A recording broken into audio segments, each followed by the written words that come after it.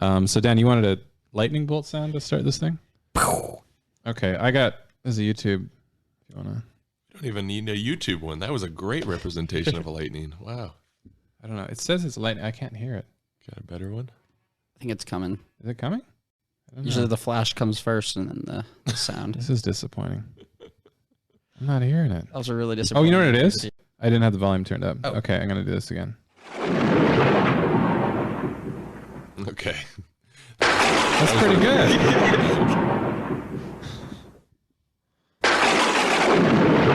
Welcome to the Montana Power Podcast.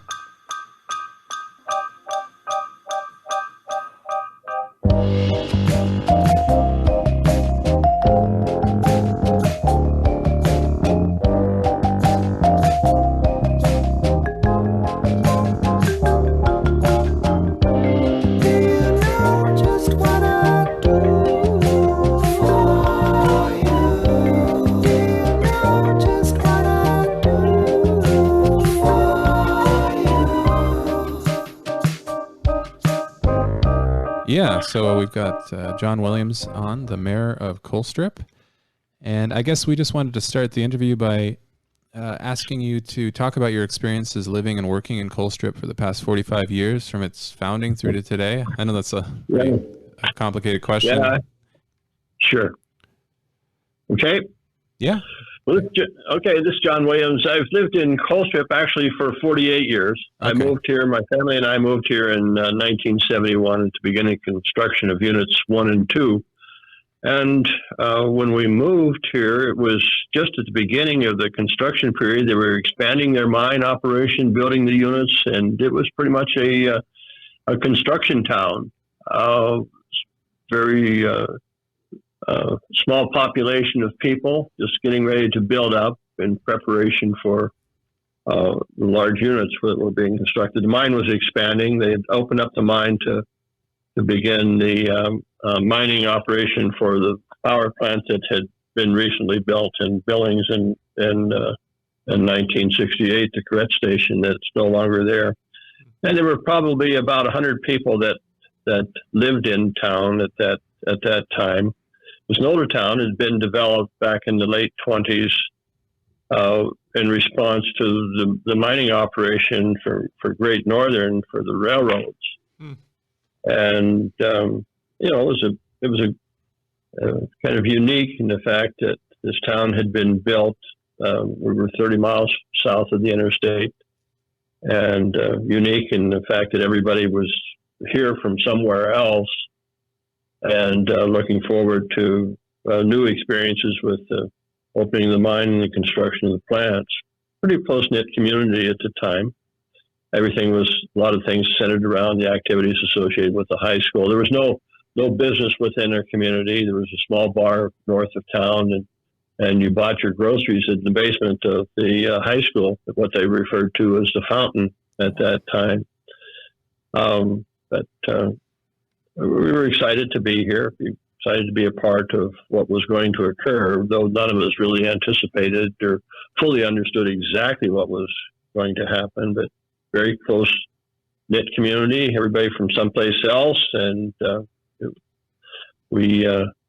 great lifestyle, even at the beginning of those early times when beginning the construction. I came down with another individual. I had the responsibility of preparing for the accounting of the development. The other individual that I moved here with, he was going to be the construction manager. He was an engineer.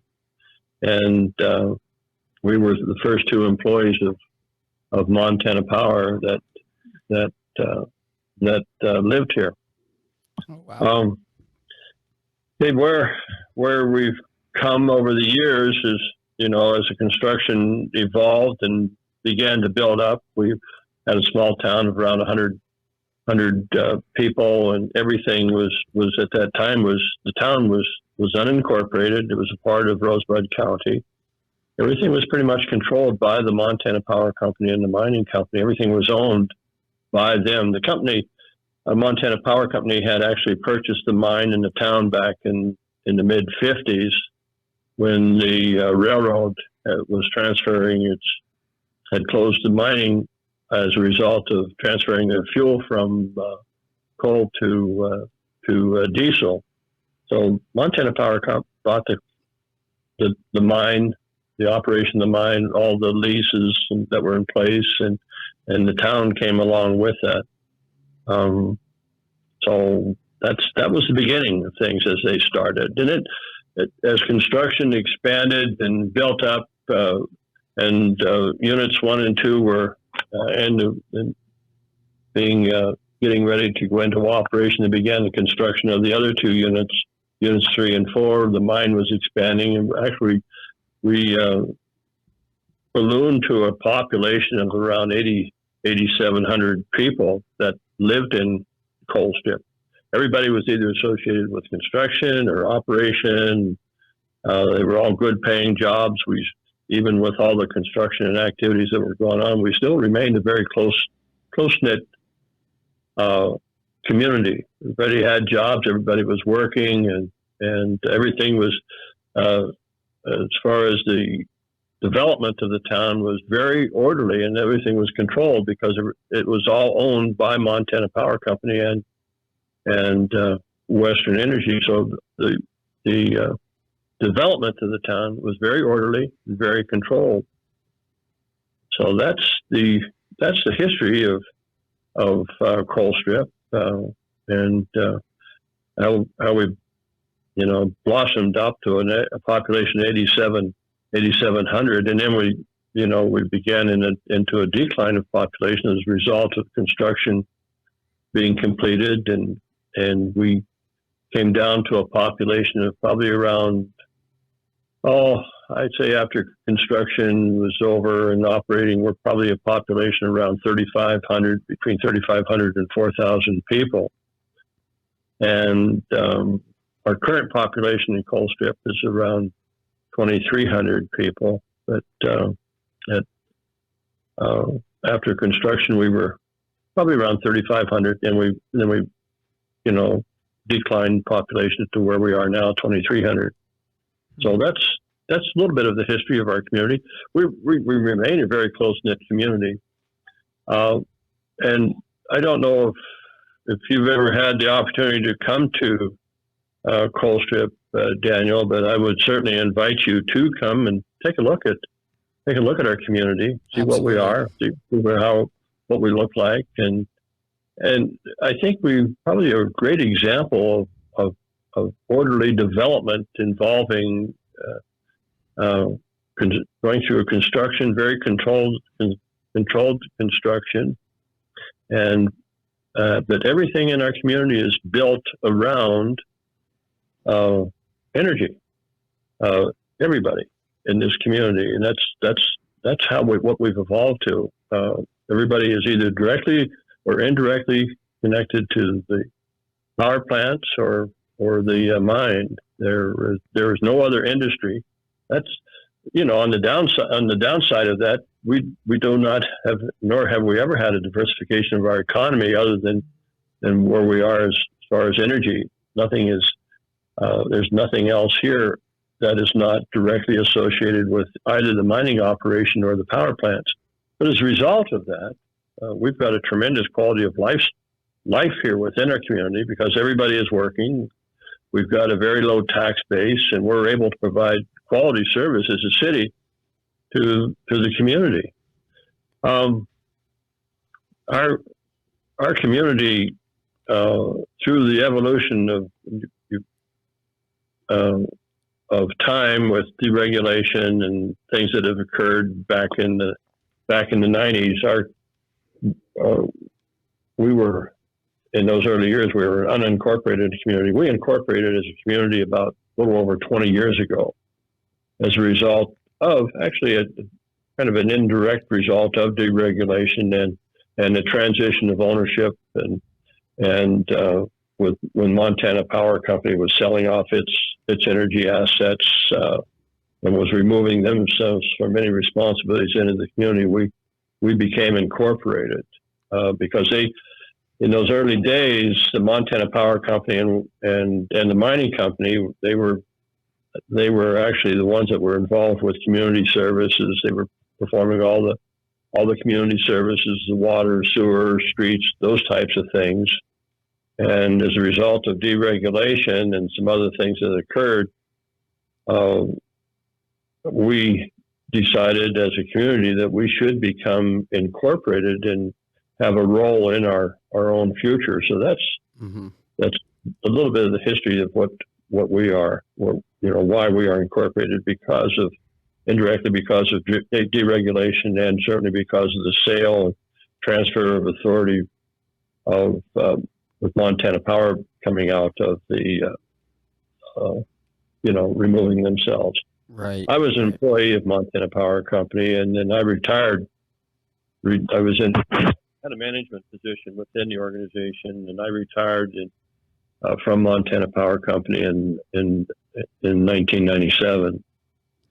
Yeah, it's really good to hear the community-oriented side of Colstrip, and I would happily take you up on that offer too for coming to get a tour of the town and the history there. So you said you were a manager at Montana Power Company. Could you talk a little bit about how that's helped you shape your policy decisions around energy, and just a little bit more about your role in the company? I started with Montana Power Company in the Billings Division in 1963. And I came to Colstrip with the intention of being involved at some level with the construction of the units, and in anticipation of continuing, advancing my career with them. And Montana Power Company in those early days was a tremendous company. They were probably in respect of many people, one of the best organizations, one of the best companies in the state of Montana. Mm-hmm. They had a genuine concern for their customer base. They had a genuine concern for their employees, and a genuine concern for the communities that they did business in. So important. And that's what Montana Power was all about. Montana, so I was fortunate to become involved with them. After I got out of the Army, I came out to Montana, and I was very fortunate to get a foot in the door with Montana Power in those early days, and came down to Colstrip, worked my way into a management position. I worked up to a management. I was the manager of administration, responsible for the operations. The administrative part of operating the four power plants in all those roles: accounting, warehousing, personnel, security, training. All those activities involved were part of the administrative responsibilities. I was a manager of administration when I retired from Montana. But they were an excellent company. It was like I said, took care of their employees and took care of their community, and had a real extensive involvement in many aspects of state. Matter of fact, they encouraged their employees to become involved with a lot of things outside of their work responsibilities within the community, because of their sincere interest in the communities and their customers, and so they were an excellent company. So that's what we understand as well, John. The influence of Montana Power throughout the state was great, and it sounds like from what we've heard, it was incredibly positive. People trusted the company, and because of the actions it was taking in their communities, and then we're devoting an episode actually to the Montana Power Company and the aftermath of deregulation in 1997, when Senate Bill 390 was passed. And we're going to be talking to journalists and other like state legislators that were part of that process that saw it unfold. But your unique position in the community, and talking about how what the positive effects of that company was on the community. We're really curious about kind of the emotional side of that aftermath and that upheaval. You know, what were your feelings at the time when Well, Montana Power? one of my responsibilities at manager administration, I also had responsibility of town site services. So the Montana Power was the owner operator. They were one of the owners, but they were the operating owner of the plants, and they also had the mine. Western Energy was a subsidiary of Montana Power, so they had the best of all situations here. They were the owner, one of the owners. They were the owner operator, and they also had the mine as a subsidiary. And all the boilers were built around the type of coal that is mined has been mined by Western Energy. So they had the best of all situations in that time period. And they, when deregulation was proposed by the company, their concern during those times was they felt threatened for their future with. As far as a Montana energy supplier of energy, that they felt that they had to place themselves in a more competitive role in order to compete with other identities out there, other energy suppliers. And I remember when, and this is kind of an interesting statement that was made, they were concerned with streamlining their operation, becoming more competitive. And they hired the utility here, the Montana Power as an operator owner, they hired an outfit out of California. I don't remember the name of them. They were going to come in here and take a look at the operation and make some suggestions to Montana Power as the operating owner and the other owners on what they could do to better streamline their operations as far as cutting costs, so to make the product of energy more competitive. And here's a comment that was made by a vice president at that time, because and I'll remember this for the rest of my life. He made the comment that we're moving into a competitive environment, and we need to become more competitive with the product that we're selling, which is energy. We need to become more like Enron. And little did he know that's exactly what happened. They did become more like Enron. They did away with all the good things that they had going for them, and to become into a competitive environment. And I think little did they recognize or realize that they had the best of all situations going for them at the time. And they worked at convincing our regulators through a tremendous amount of lobbying efforts for deregulation to occur. And as an employee of the utility, I had a lot of faith and trust in them, and as did many of the other employees, that they knew what they were doing. And so they convinced our legislature to move into they convinced the legislators to move in that direction. And we trusted them. We had faith in them because of past experiences with them. But, it's easy to go back in retrospect and think about, boy, they really screwed up. Right. Little did they realize or recognize they had the best of all situations going for them. And when they made the decision, convinced the legislators to go through the deregulation, and then that allowed them to be able to move their direction into Touch America and sell off the Montana Power assets as far as energy, all of their energy, value that they had on electrical energy, the good things that they had gone. They just didn't realize how good things were, and because Touch America had been growing tremendously over the years since its existence as a small subsidiary of the company, and they felt telecommunications was the way to go. What a mistake that was in looking back in retrospect, and to lose all the good things that they had going for them. When that occurred, as a city, the impact that we looked at, I had retired, and we recognized that those companies, because they were, with the exception of Montana Power, they were all out-of-state corporations, and we recognized that they were removing themselves from any responsibilities that they had into the community. That was the direction that they were headed, and that was the reason we put forth the incorporation effort as far as becoming incorporated and taking control of our own destiny. So there was a group of us that got together and started.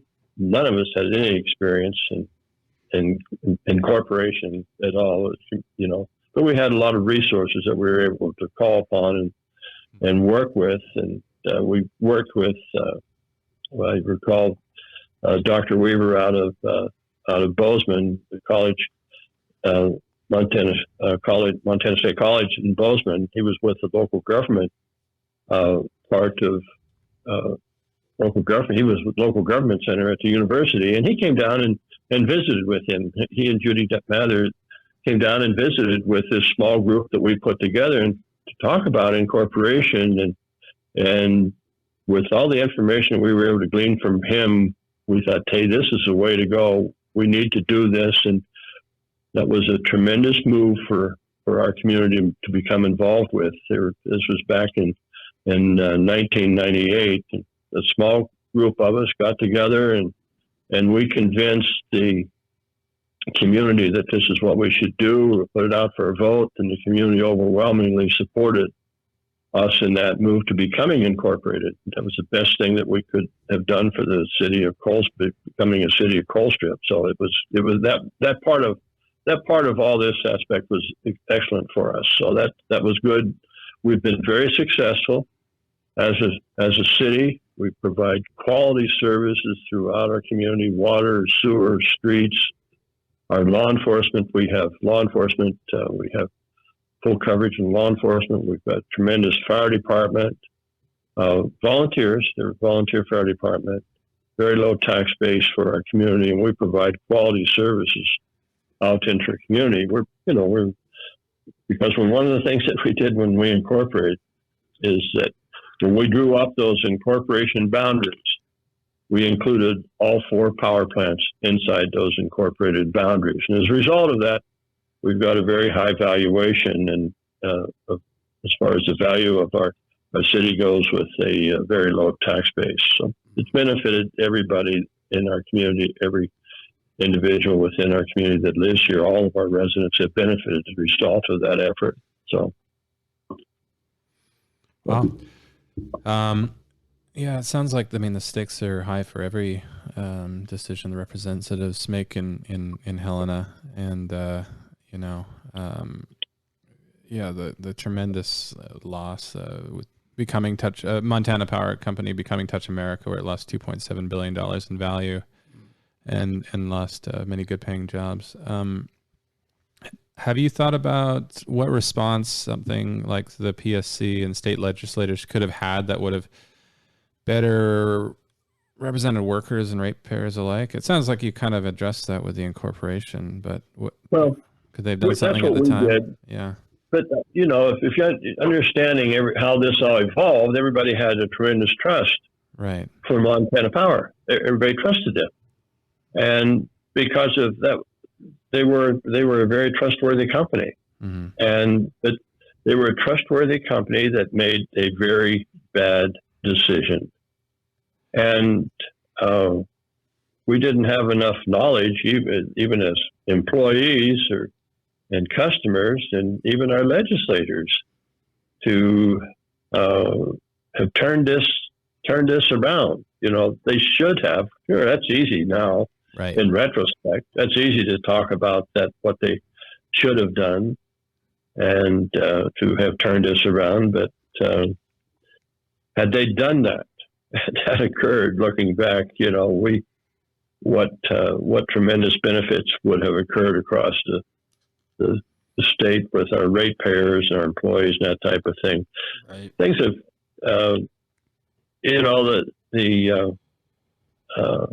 it's easy to look back and say, wish it woulda, coulda type deal. But,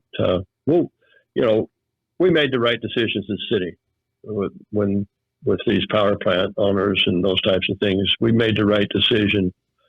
And I understand that, how the thinking occurred with many of our legislators because of the trust that they had with Montana Power, and they were heavily lobbied.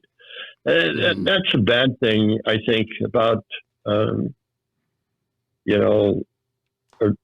legislative process is the amount of influence that can occur and does occur with lobbying efforts, and that's on the bad side of it. Right.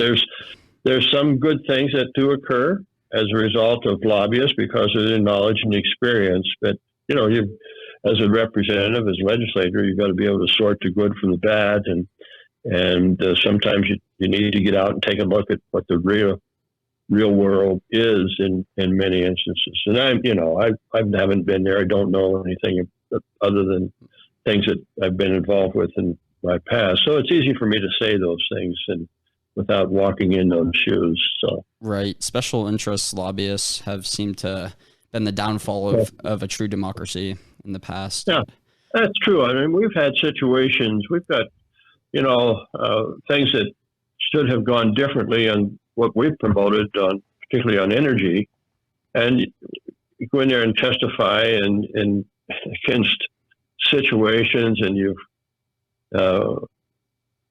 you've got these lobbyists that are in there, and they're not necessarily looking out for the city of Colstrip's best interest. They're looking out for the interest. They're looking out for the interest of those large corporations that are here, like Puget and others. I see some good things that have occurred as a result of this, so we didn't recognize it at the time. I'll give you an example of, I think, that there's some good things that have occurred. Let me give you an example. Back when I was working with Montana Power Company, and we had completed the construction of units 3 and 4, and we were attempting to put those units into the rate base. I was part of the group, putting together numbers and those types of things. Wow. And Unit 3 was put into the rate base, and the company was attempting to put Unit 4 into the rate base. And because of the way energy had evolved, there was tremendous growth and need for electrical energy back in those 80s, and it tapered off. There was a tremendous growth, and it tapered off. And here the company was, they were attempting to get Unit 4 into the rate base, and the demand for energy had declined. And so they were unable to get Unit 4 rate based. And that was probably the right decision for the PSC to make at that time. Yeah. But we didn't think it was. As a company, we didn't think it was the right thing because it was going to really put Montana Power Company into a very we're risking bankruptcy because of the tremendous amount of costs that had been expended in Unit 4, not being able to recover those costs. But what the company was able to do is they were able to do a lease of Unit 4 down into California. I can't remember all the details, but they were able to get out from under the costs associated with Unit 4 by leasing the plant out. So then when all the assets came up for sale, all the generation assets came up for sale, when Montana Power was selling those, they sold all of their hydro, and they sold all of their ownership they had in these units to PP&L. Okay, but they were not able to sell the share that they had in Unit 4. They were unable to do that because they had a lease arrangement with this outfit down there in California. So all those assets were sold to PP&L. And here's an interesting thing. After they sold, the cost of energy skyrocketed. Right. Went through the roof, became very valuable. And PP&L bought those for, I don't remember what the number was, $1 billion or whatever. They sold those resources to PP&L. And I wasn't part of it, but I understand from those that were a part of it that PP&L was able to recover the cost of their sale the first 5 years of operation because of what they were able to market that power for. And you think about what if they the benefit that would have been to Montana Power had they been able to retain that. But that's what they were able to recover. They were able to recover that first $1 billion investment in that first 5 years. Okay, they weren't able, since Unit 4 was not a part of it. Unit 4, when that lease arrangement came up, expired, Northwestern Energy became involved. Right. And Northwest Energy was able to purchase that and make that energy available to its customers, to its Montana Power, to its Montana customers in Montana. So here through this, what was a bad situation for Montana Power Company, was turned around and became a good situation because Northwestern Energy was able to obtain that and to the benefit of Montana customers. Right. So what started out bad is going to turn out good. And you're involved now and you're knowledgeable about the issues that we have with the recent announcement where they were able to obtain 30% share of Unit 4. They became one of the owners. And that's going to be to the value and the benefit of every resident in the state of Montana, and certainly with Colstrip, that's a good thing. Now that they had recently had the announcement that they're going to acquire an additional 25%. Right, I saw that. Unit 4 from Puget Sound. Good news for Montana. Good news for Montana for $1. Right, it's good. It's good to not have to import so much energy into our state, and rather have the resources to make it ourselves. Yeah. Because Northwestern Energy does not have enough energy. They need to go out onto the market to buy energy because they don't have enough of their own generation assets. I am really curious, John, about your position on Northwestern Energy released their next 20-year electricity resource supply procurement plan this year. And they're predicting Colstrip Unit 4's closure around 2042. And I'm just curious what your response is to their plan. I don't know about 2042. That's too far out for me to even think about.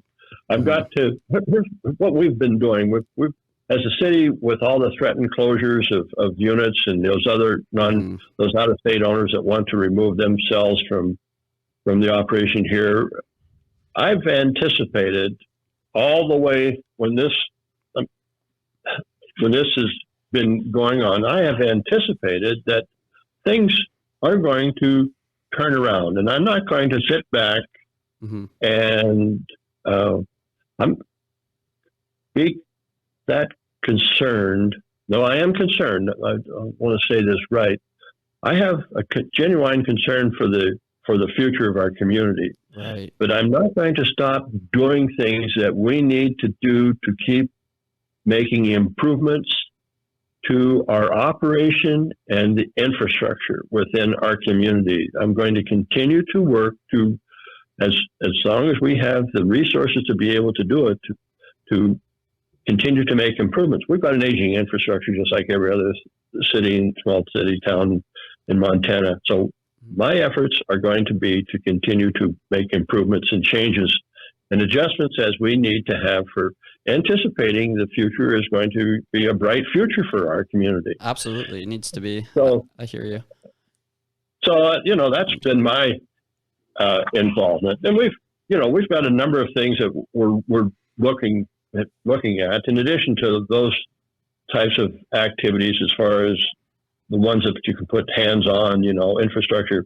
We're taking a look at, we just developed our our growth plan for the community, and we're developing a regional marketing strategy. We're doing some recruitment things. We're looking at things that we need to do to make our community more attractive in the event that opportunities are presented to us to give us the opportunity to diversify our economy. So that's kind of where we're at. This announcement with additional shares of Unit 4 by Northwestern Energy is a real positive opportunity out there.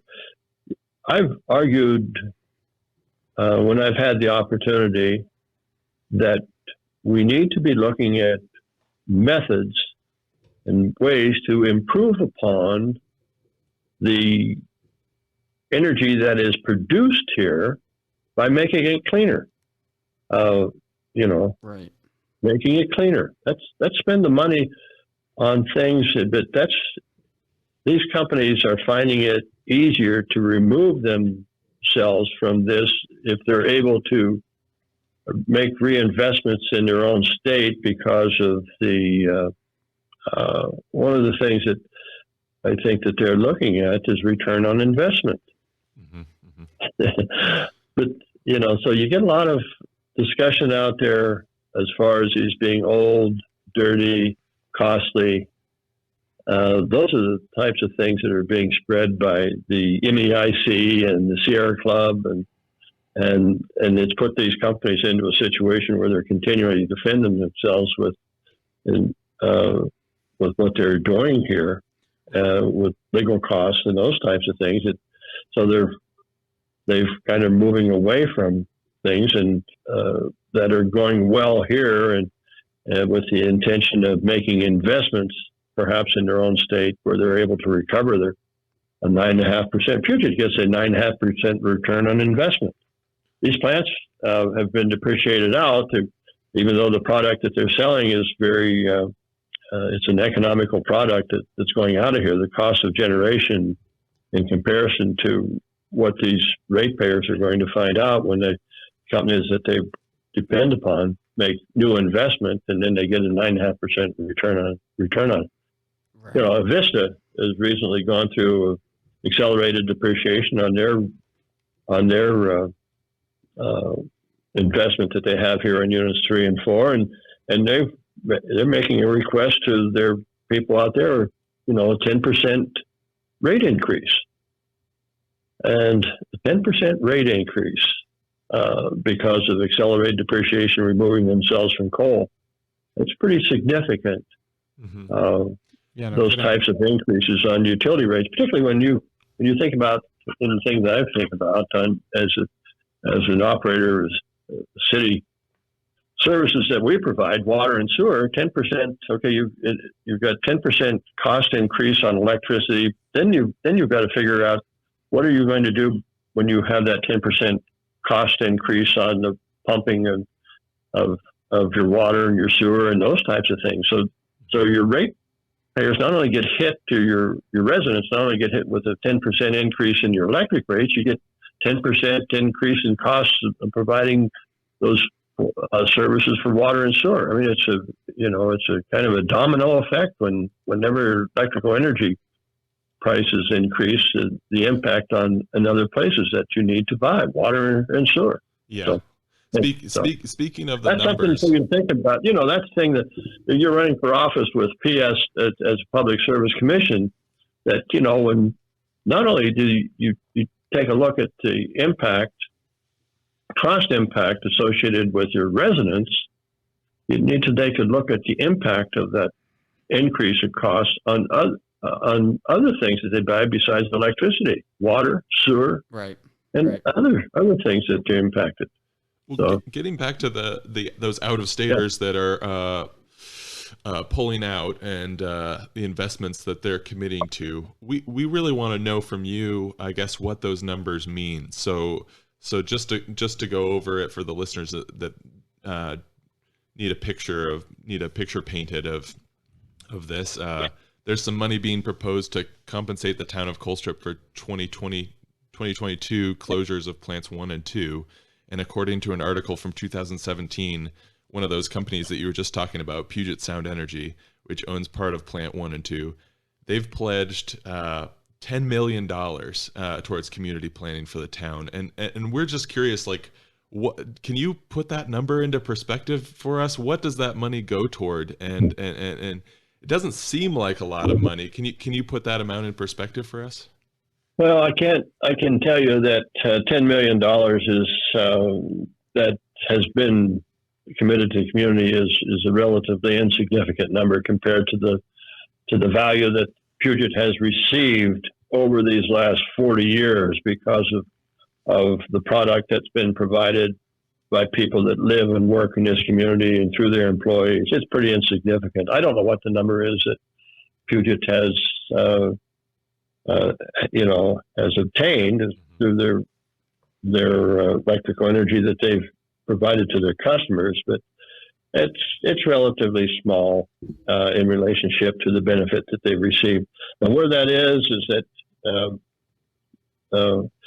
that was provided for the community to the community as a whole. That's not to the city of Colstrip, to the community as a whole, and because of the closure of units 1 and 2, but and Puget has supplied that, but there has not been a vehicle or a method put in place as to how, at this point, that will be allocated out into the community. That process has not occurred yet. There is a group that is looking at that, and what their plan is. It's all invested right now, and their plan is to take $8 million of that 10 and make it available through a application process based on transition, economic development, but the methods on exactly how that will occur have not been devised yet. $2 million of it will remain in a permanent trust, and the $2 million they will utilize the interest obtained from that to assist the community in transitioning. Economic development, infrastructure, could be debt. There could be a number of things. It could be scholarships into our school system. It could be assistance into our medical clinic, those types of things to continue to improve upon services that are provided by them. Could be scholarships for our kids. So there's not a plan put together exactly how those funds will be allocated at this point. It's undefined at this point. So it's work in progress. Yeah, seems like it seems like a start, but they do need to do a lot more to give back to the community that's given so much to them. Yeah, I think for instance, like out in one of the plants, I think it was in Centralia, there was like a $55 million transitional fund set up in that community, and that was community that will be impacted with plant closure, but it's a much larger plant or much larger community than Colstrip. So the impact out there would be not to the extent that it is in Colstrip, but it is what it is, and we'll work with it. And that is just one owner. Puget is one owner. They were the largest owner. There's not been any direction or indication from any of the other owners. There initially was with Avista when they were attempting to sell their company to Hydro One Canada. We'd sat down with Avista and had negotiated a $4.5 million. They're 15% owner of 15% owner of units 3 and 4, but that did not go anywhere because the sale was not approved by the Washington Public Service Commission. I think they're called Transportation Commission or something like that. But it was not approved. So that never went through any type of completion. I understand they've been in touch with me and they're proposing some other things to the community, but I don't know any of those details at this stage on a $3 million transition. And they've indicated to me, their management has indicated to me that they want to continue to work with the city of Colstrip on some type of a transition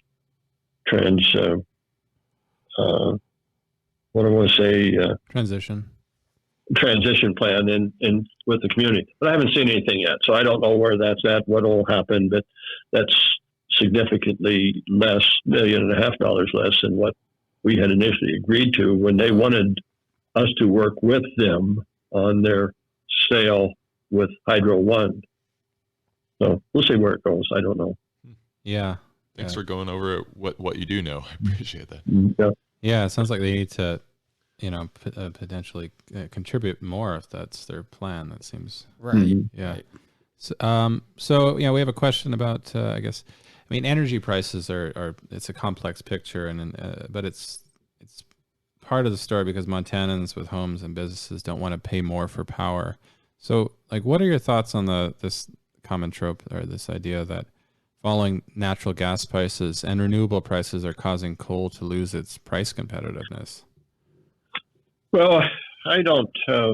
That's true, as I understand, because of the fact that your renewables have a significant tax incentive for them to be constructed. So you have that situation where those energy producers are supported with your tax money. They're supported with tax benefits that to your power plants are not provided that same incentive. So as far as the cost of energy becoming more expensive here, I doubt that it has changed much in the last 20, 30 years. Everything increases, your labor costs increase and your fuel, which is a large part of it, of the cost. But my thought or my ideas are these plants are still very competitive as far as the market goes. They don't receive the subsidies that wind does. Without the subsidization of wind energy, it would not be competitive. That's just a fact. Without it being subsidized, it would not be competitive. These plants are. Now, the other thing that, in addition to these plants they are competitive. Right. They are affordable, but they are most importantly, they are reliable. They are reliable. And when that weather drops down to 20 below zero or whatever, these power plants have been continually updated and upgraded through all these years. Even though there are old plants, they've been updated and upgraded. And they are reliable. And they are cost competitive. And what I believe you will eventually see is that, and we've seen it to some degree at this stage, that the price of gas will, as the demand is there, the price of gas will increase, and that's what will happen. And though gas is competitive, to provide additional energy, you need to build additional gas facilities. You need to build additional. So you've got the cost of the investment to build those plants and the cost of investment plus the return on investment. You're going to be running for Public Service Commission. All that has to be consideration on the cost of the product that is being provided. Right. Um, and coal is competitive. And most importantly, it's competitive, it's affordable, and it is reliable. Yeah, we want to figure out the best way to supply energy for everyone in Montana without having to import energy, and just make sure that we're taking in all of these factors to the decisions of our energy grid. And I really want what's the best for the community of Colstrip moving forward throughout the decades as well. And I'm wondering, if Northwestern Energy proposed a plant closure, what should the PSC regulators' response be? If Northwestern proposes a closure? Yes. I don't see that happening. I don't envision. I think that Northwestern Energy recognizes the value. You take a look at what they're putting together. Announces a goal when they announced their goal when they announced their acquisition of 25%. I think they knew they were going to get a lot of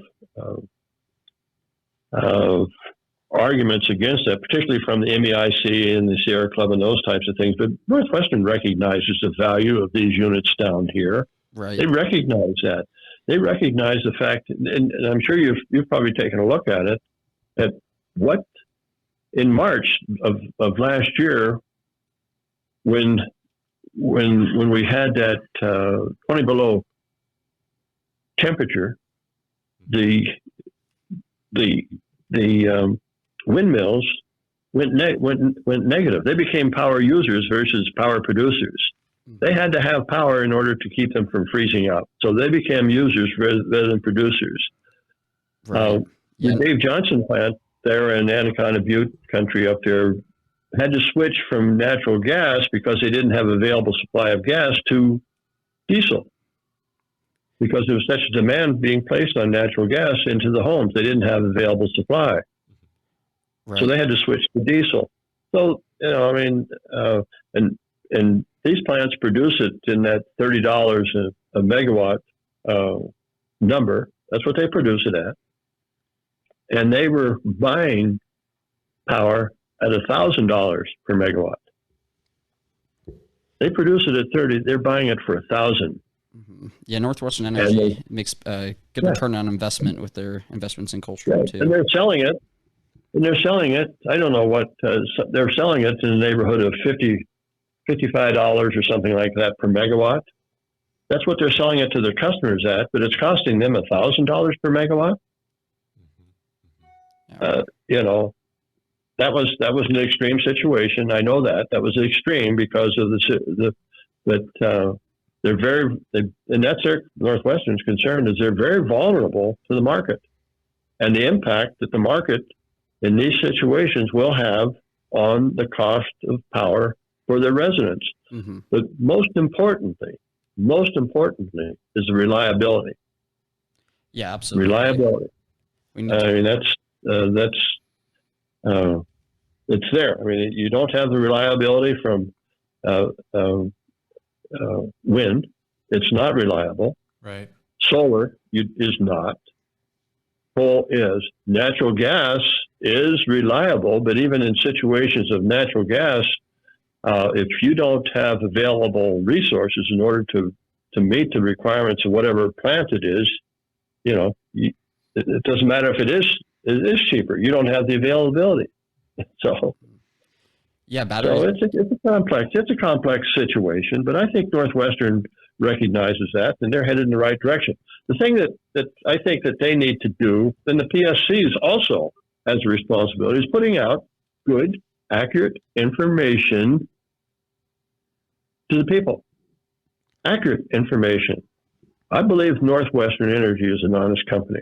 I believe the information that they're putting out there is honest and it's accurate. That's my belief of them. And I believe that there are those within particularly your environmentalists that are put out the negative side of it, and you get a lot of negative stuff sells in newspapers, and good, accurate information isn't being supplied to the public because of whatever influences. I don't feel that that the MEIC and the Sierra Club is providing good, accurate information. They just don't like the idea that coal is affordable, coal is reliable, and it is clean burning. And let's put some effort into making it better, a better product, because of the value that we receive as a result of coal being mined in Montana. Now, I'm going to jump the switch with you a little bit, and that's talk about coal, because and I've made this comment a number of times, there is no other industry in modern Montana's history, no other industry that has made such a significant positive impact across the state of Montana that coal has. We have, when this severance tax was implemented 40 plus years ago at the 30% rate, then reduced to 15. And in the coal severance tax that has been spread out across the state, coal severance tax, over $2 billion has been collected on one tax alone. Over $2 billion, that's with a B. And $1 billion sets in a trust account. A trust account. And I'm sure that the legislators that put this process into place years ago would never have envisioned that amount of money would be collected off of a severance tax. Over $2 billion. Amazing. Yeah. Amazing. And we've benefited from that all across the state of Montana. And there's over $1 billion that's sitting in a permanent coal trust fund. At the time that was set up, going back in history, and I know I'm jumping around, but at the time that was all set up, that permanent coal trust account, it was with the argument that eventually coal would no longer be a factor in our economy.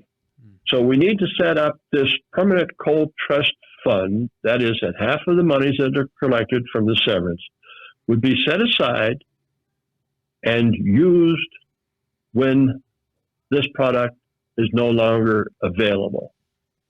It was to take care of what will occur when that resource is no longer available. Well, the reality is on that, because it requires an overwhelming majority of the legislature to get into that trust account. The reality is that it will never be used, but the interest of those funds is there and will be continually used across the state of Montana. But can you imagine? I mean, with what I just said, these last 47, 48, 49 years, $2 billion. And $1 billion of that has been spread across the state of Montana.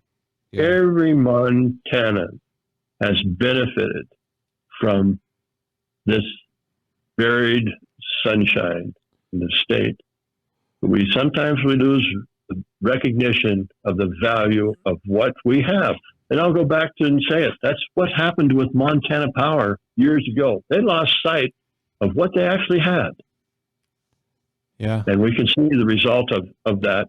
They lost that vision. Those people that were in those management roles lost the vision of the good things that they had. And I think that one of the things that we need to always be aware of is what we have. Let's not lose what we have. Let's not. This isn't called a treasure state because it doesn't have treasures. That buried sunshine is out there, and there's tremendous resources that are still available to us as long as we keep working to make it better. Okay. Amen. Yeah, I mean, I think that's a pretty valid point. Yeah, yeah. That's just one tax. That doesn't have anything to do with your a lot of the other things that collected from coal, the federal taxes, the property taxes, the gross proceeds taxes that occur on it.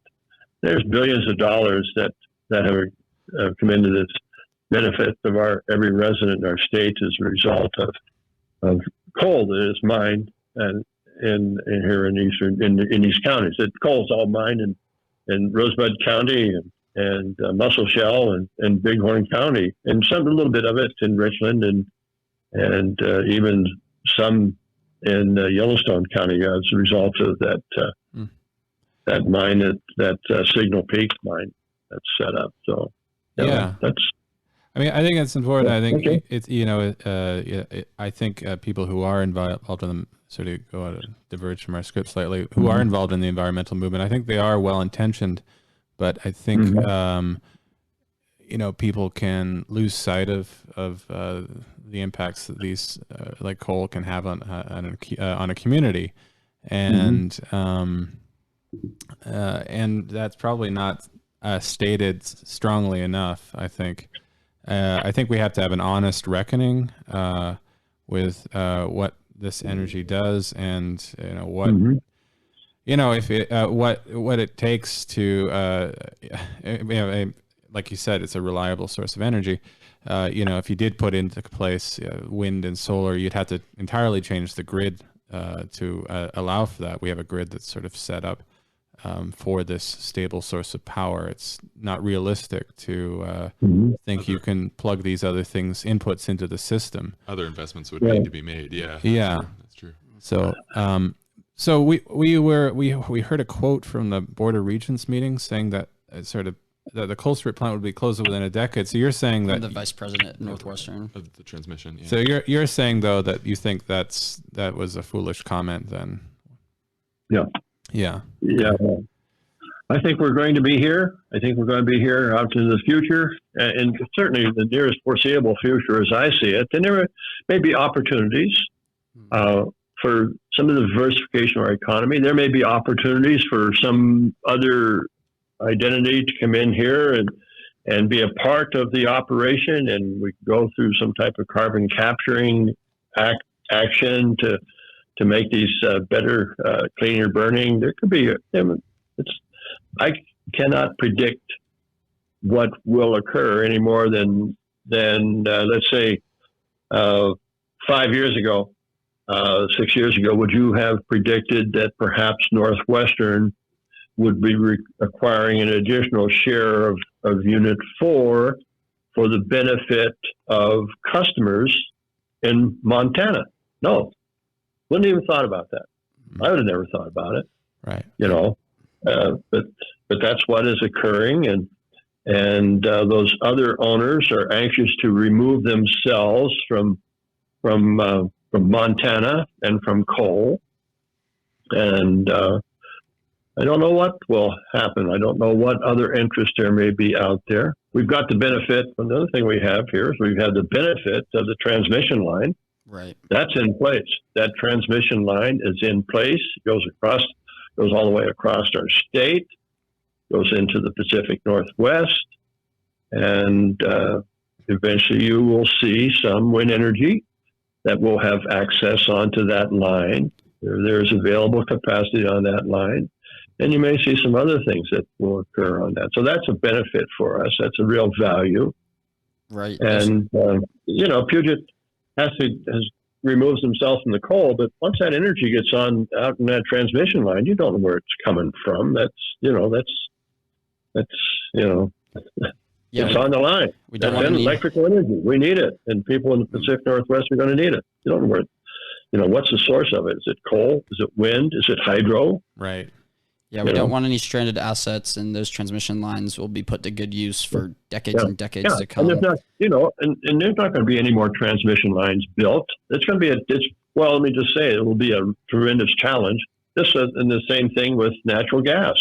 It's going to be a challenge to put more additional, even though there will be a growing demand because of our population, of our people, there will be a growing demand. It's going to be a challenge. We know that, because if you're environmentalists, it just they're obstructionists. Yeah. They are. We got to make sure we get this right with our energy grid. And I just have one last question for you, John. I was wondering, what should the Public Service Commission's role be in helping with the future of Colstrip, the community, and the units? Well, that's a good question. What should the Public Service Commission's role be in regards to city of Colstrip, the community of Colstrip? My suggestion there would be, be knowledgeable of what we have, what we are, and what we have contributed. And I don't think we're looking for any payback as a result of that, but be knowledgeable of that. Have compassion for the community, the same as you will have as a PSC for the people within the or all across the state. Compassion for those that you are, that you're in the regulation aspects that you're doing. Have compassion for those. I guess the thing is, the best thing is to become knowledgeable. Get yourself educated on the challenges and opportunities that are there. And that's kind of a general. There's no real. I don't have the magic crystal ball on out into the future, but I think as you become knowledgeable and you become educated, you will see the value of what we have, and you can use the past to make determinations of where we should go into the future. Right. I think that is a viable, and also have been knowledgeable of the sometimes we feel as a community that we're acceptable losses, particularly with those large companies that are here, that are non-resident, that are out-of-state companies. We're acceptable losses. We're acceptable casualties, the city of Colstrip and the people working here and living here. And we are not, we are not acceptable casualties. And we are not going to sit back and become accommodating to those that will benefit as a result of them moving their resources from our community. We need to be treated right. Yes. We need to be treated right, the same as and if you have the interest in serving your customers, also have interest on the benefit of those that have provided those services that you've facilitated. That's kind of not a very good answer, but those are my thoughts. John, that's a great note to end on. We really appreciate your time and educating us on the town, how it's built over the years, where it's at right now, and your vision going forward. So thank you, and hopefully Dan's able to take you up on the chance to actually visit in person and meet more people like you. Yeah, I would really like to continue this dialogue with you, John, in the future, especially if I'm on the PSC. It's really important to make sure that we're keeping Colstrip in mind when we make all these decisions, and keeping that compassion too. I think that was a really good point. Well, you sound like a nice guy, Daniel and Max, and I appreciate the opportunity to visit with you. And like I say, I welcome the opportunity to, extend an invitation, come into our community, take a look at what we have and what we have been able to accomplish as a result of a community that's built on energy. It's love to have you here. Yeah. Well, and you didn't say anything about Ryan there, so we'll make sure that we don't bring him to that. Yeah, absolutely. Yeah. Well, I'm Canadian, so Yeah. Okay. Yeah. Great. Awesome. Thank you so much. We really appreciate it. You bet. Thank you. Great. Have a good day. Have a good day. Thanks. Bye. Bye.